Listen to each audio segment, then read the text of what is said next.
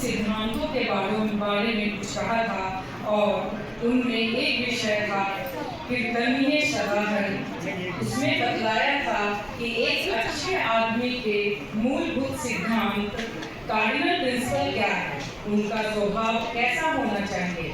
उसी में कहा गया था कीर्तनीय सदा हरि। कीर्तन क्या है, हरि क्या है, यह भी कहा था। तुम लोग सब समझ गए थे ना।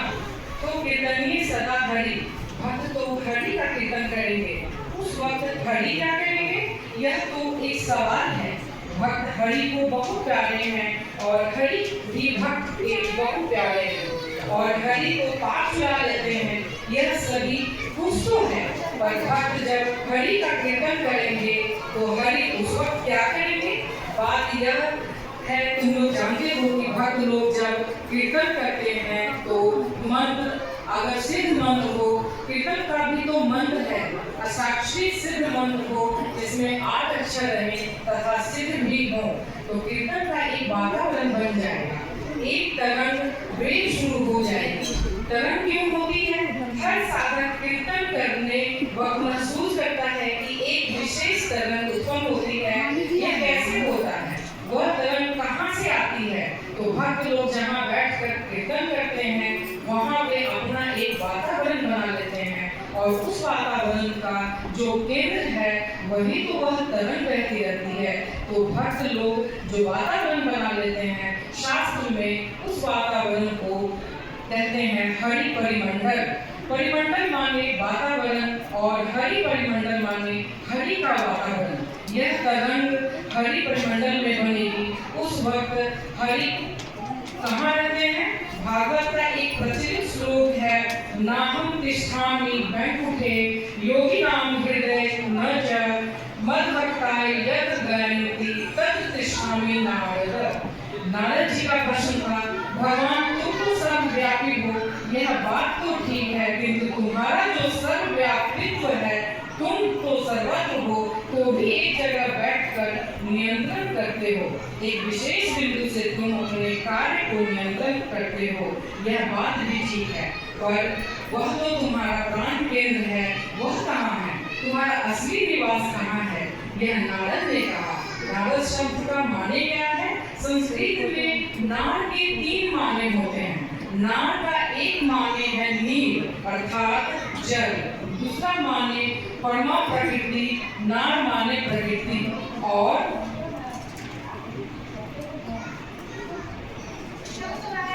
नार जहाँ रहती है, प्रकृति जहाँ रहती है, प्रकृति का जो आश्रय है उसे कहते हैं नारायण। अनय माने आश्रय और नार माने प्रकृति, तो नार का अयन हुआ नारायण और नार का तीसरा अर्थ है भक्ति। तो नार युक्त द धातु हुआ नारद। संस्कृत में द माने देने वाला, अतः नारद माने भक्ति देने वाला, भक्ति बांटने वाला। तो नारद हुआ बहुत बड़ा भक्त। तो नारद का सवाल है कि भगवान तुम कहाँ रहते हो, तुम्हारा सच्चा निवास कहाँ है, तुम्हारा प्राण केंद्र कहाँ है? What is the nucleus of yours? You are the everywhere, but what is the nucleus? What is the hub of your activities? अर्थात प्रश्न था कि आपके क्रियाकलापों का प्राण केंद्र क्या है? तुम सर्वत्र हो, पर प्राण केंद्र क्या है? तुम्हारे क्रियाकलापों की चक्र नाड़ी क्या है? तो उसका उत्तर क्या है? नाहं तिष्ठामि वैकुंठे। कुछ लोग कहते हैं कि नारायण तो वैकुंठ में रहते हैं। वैकुंठ का माने दूसरे कोई दूर देश सो नहीं है। कुंठा माने कॉन्ट्रैक्शन, संकोचन, जैसे जाने में लोग संकुचित हो जाते हैं, डर के कारण, लज्जा के कारण मनुष्य संकुचित हो जाता है, ऐसा होता है। तो विगत कुंठा या थर्ते वैकुंठ अर्थात जहाँ मन में संकोचन नहीं है, मन में स्वतंत्र है, आजाद है, परमात्मा के प्रेम में मस्त हो गया है, तो कुंठा जहाँ नहीं है वही वैकुंठ है। वैकुंठ कोई दूर जगह नहीं, तुम्हारे मन में जहाँ संकोच नहीं वही तुम्हारे मन में वैकुंठ आ गया है। यह तो यही है वैकुंठ। किंतु यहाँ नारायण कहते हैं कि मैं वैकुंठ में नहीं रहता हूँ। नाहं तिष्ठामि वैकुंठे, क्यों नहीं रहते हैं? जहाँ कुंठा नहीं है वहाँ भक्त भगवान को पा जाएंगे। यह बात तो ठीक है, क्योंकि मन में कोई संकोचन नहीं है, किंतु उससे कीर्तन की जो तरंग है वह उत्पन्न नहीं होगी। एक ही आदमी अनुभव करेगा, आनंद पाएगा, सभी में आनंद बांटना उनके लिए संभव नहीं होगा। इसलिए कहते हैं नाहं तिष्ठामि वैकुंठे अब योगी नाम हृदय न चे। योगी माने क्या? योगी की कई व्याख्याएं हैं। एक है सर्व चिंता परित्यागो निश्चिंतो योग उच्यते। एक है योगिश्चित वृद्धि निरोधः। एक और है संयोगो योगो इति योक्तो जीवात्मा परमात्मन।